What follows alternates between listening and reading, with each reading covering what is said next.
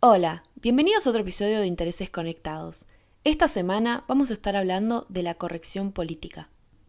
Para meterme en el tema elegí División Palermo, una serie que salió hace muy poco en Netflix, el 17 de febrero del 2023. Esta plataforma la describe así: una guardia urbana inclusiva creada con el fin de mejorar la imagen de las fuerzas de seguridad. Sin quererlo, mientras todos buscan descubrir qué función tiene la guardia, se enfrentan a una extraña banda criminal. Ahora sí, para entender un poco el eje del episodio, creo que lo más ordenado es empezar aclarando a qué me refiero por corrección política. Según el diccionario, es un término que se usa para describir el lenguaje, las políticas o las medidas destinadas a evitar ofender o poner en desventaja a personas de grupos particulares de la sociedad. Pero su significado en realidad fue cambiando con el tiempo. Para resumirlo mucho, históricamente se usó como algo bueno. Decir que algo era políticamente correcto implicaba que no era ofensivo, o más bien que era una opinión aceptable en ese momento histórico. Por ejemplo, en Estados Unidos era políticamente correcto decir negro, y en la actualidad es políticamente incorrecto. Lo correcto sería decir afroamericano. Hoy en día el término fue apropiado sobre todo por políticos y periodistas de la derecha, que dicen que ya no se puede decir nada sin ser tachado de ser ofensivo y cosas así. Hay una frase de Bush, el expresidente de Estados Unidos, que en 1991 andaba diciendo algo que más o menos muestra cómo pasó este cambio. Dijo básicamente: la noción de corrección política surgió con la idea de dejar de lado el racismo, el sexismo, el odio, pero reemplazó prejuicios viejos por prejuicios nuevos. El tema es que se convirtió un poco en un comodín para justificar cualquier posición. Por ejemplo, científicos que tienen ideas no popularmente aceptadas sobre temas como el evolucionismo, el calentamiento global o incluso la raza, se escudan diciendo que son rechazados solamente por tener una visión políticamente incorrecta, pero que ellos en realidad están diciendo la verdad. Según ellos, entonces, los que son políticamente correctos son personas que no quieren ofender a nadie y por eso repiten sin pensar mucho el discurso del poder de turno. Básicamente es gente de derecha queriendo ofender a gente más de izquierda. Y los políticamente incorrectos serían entonces los que se atreven a hablar sin restringir sus ideas. Por eso personas como Bolsonaro o Donald Trump se jactaron de ser políticamente incorrectos y decir sin filtros lo que pensaban en sus campañas presidenciales. Obviamente la excusa de que el rechazo es culpa de la corrección política es muy popular también en el ámbito de la comedia. Yo hablé bastante sobre esto en otros episodios, como en el 36, Historia sobre nada, cuando hablé de Seinfeld, o en el episodio 34, Envejecieron mal, donde hablé sobre casados con hijos. Hay personas que dicen que no hay nada de lo que no se pueda reír y que entonces los políticamente correctos están arruinando el humor, censurándoles la posibilidad de reírse de algunos temas. Esto viene del lado de que hoy en día no se puede hacer humor porque no se quiere ofender a nadie. Y para mí son ideas que no necesariamente se complementan. La realidad es que podés reírte de algo que sea medio polémico y no ofender a nadie, como hace constantemente División Palermo. O sea, yo creo que no es lo mismo ser políticamente incorrecto que ser irrespetuoso. Podés decir algo que no está súper bien visto en el presente, pero no hacerlo con la intención de burlarte a costas de alguien o con malicia. Los personajes de División Palermo son tratados con respeto. Esto no significa que no podemos reírnos de ellos o con ellos, sino que no existen simplemente para hacer el remate de un chiste, son tridimensionales. Esto es porque además de ser una comedia con un poco de género policial también, la serie es una parodia. ¿Qué significa esto? Que es una imitación burlesca que caricaturiza a una persona, una obra de arte o una cierta temática. ¿Qué parodia División Palermo? Muchas cosas, así que vayamos viéndolo con la serie. El protagonista, Felipe, es un pibe que fue a hacer una denuncia a la comisaría del barrio y por una confusión quedó preseleccionado para formar parte de la Guardia Urbana. Lo eligieron porque vieron su apellido y les interesó incorporar un judío al equipo para tener más minorías. Y él acepta porque se acaba de quedar sin trabajo y le viene bien. Esta Guardia Urbana es un intento del gobierno de la ciudad para mostrar que son inclusivos, que les gusta la diversidad. Además de paso, buscan limpiar la imagen de las fuerzas policiales, mostrando que no son tan retrógradas o violentas como se piensa, porque dentro de ellas existe este grupito. En teoría pareciera buena idea, pero en la práctica no funciona tan bien, porque se evidencia desde el primer episodio que lo que más les interesa es en realidad tener una buena foto publicitaria de un grupo de minorías en uniforme, y les da igual si son capaces o no de hacer bien el trabajo. Y de hecho, en un principio no son demasiado buenos en lo que tienen que hacer, y hacen más desastres que ayudas a la comunidad. Esto tiene sentido, porque la guardia tampoco pareciera tener una función muy clara, más allá de dar una imagen de fuerza de seguridad diversa. Les asignan tareas raras que pareciera que se les ocurren en el momento, o los mandan a cubrir a otros trabajadores de las fuerzas cuando nadie quiere hacer ese trabajo, cosas así. Y en este sentido, vemos que la serie podríamos decir que es una parodia al lavado de imagen. Hay varias formas de referirse a esto. Seguro escucharon alguna vez hablar del término pinkwashing. Este surgió durante la década de los 90 para criticar a las empresas que se pintaban de rosa para apoyar la lucha contra el cáncer de mama, pero no realizaban acciones contundentes contra esta enfermedad. O sea, por ejemplo, ponían el logo de la empresa color rosa, pero no donaban ni un centavo a la investigación de la enfermedad. Hoy en día también se usa para aludir a lo mismo, pero sobre la comunidad LGBT.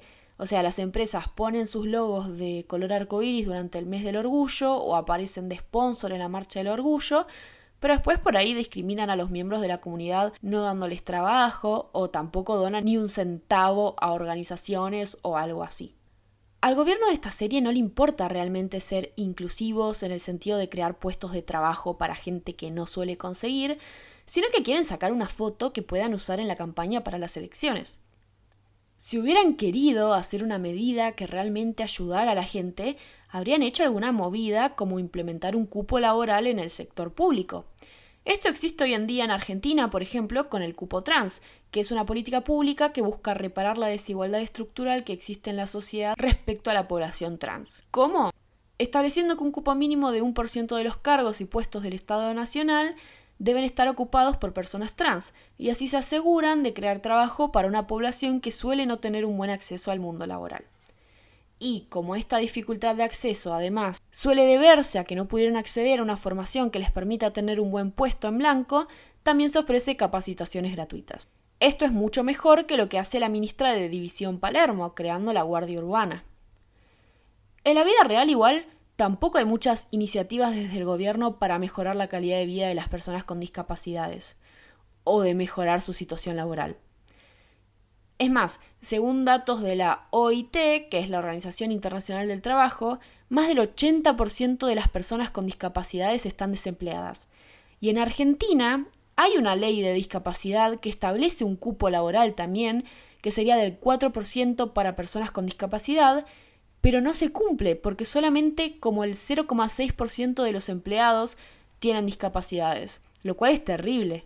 Ahora volvamos a la serie. Sabiendo todo esto de la trama, no es sorprendente que el elenco de personajes es bastante variado. Como ya dije, Felipe en realidad queda seleccionado por error, porque él no quería sumarse. Los organizadores de la Guardia Urbana quieren contratarlo por ser judío, porque piensan que va a sumar su presencia en las fotos publicitarias. Con eso en mente, también agregaron a Sofía, que es una mujer que usa silla de ruedas, a Diego, que es gordo, a Johnny, que mide 1,30 m, a Mario, que es inmigrante boliviano, a Bernardo, que es de la tercera edad y sordo, a Edgardo, que es ciego, y a Vivian, que es una mujer trans. Todos ellos tienen algo en común, además de ser parte de esta guardia urbana del barrio de Palermo, y es que quieren demostrarle a los demás que son personas. Y esto puede sonar raro, porque obviamente son personas, pero sobre todo, a través del personaje de Sofía, vemos que generalmente no la tratan como una mujer adulta. En el tercer episodio, por ejemplo, una mujer le dice: «Sos un ser de luz, vos te esforzás tanto, y solita mi vida». Y ella le responde: «Tengo 39 años, ¿puede no hablarme en diminutivo?». Y es tan solo un ejemplo de los tantos que nos muestra cómo la gente la ve. El creador, guionista, protagonista y director de esta serie lo explica bien en una entrevista.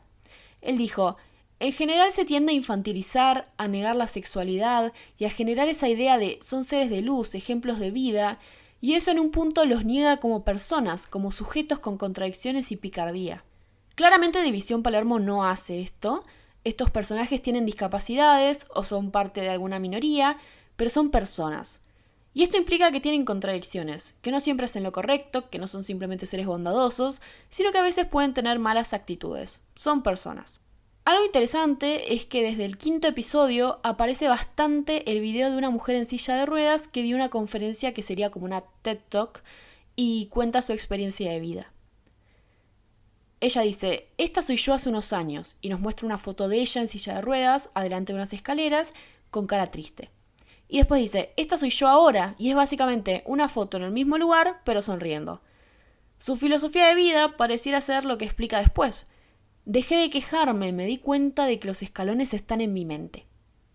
Los demás personajes vieron este video y dicen que se sienten inspirados. En un momento una abraza a Sofía y le dice, ahora entendí todo, como con empatía. Pero cuando Sofía le pregunta si finalmente averiguó para ponerle una rampa al baño para que ella pueda usarlo, le dice que su problema es no ser positiva, que tiene que dejar de quejarse.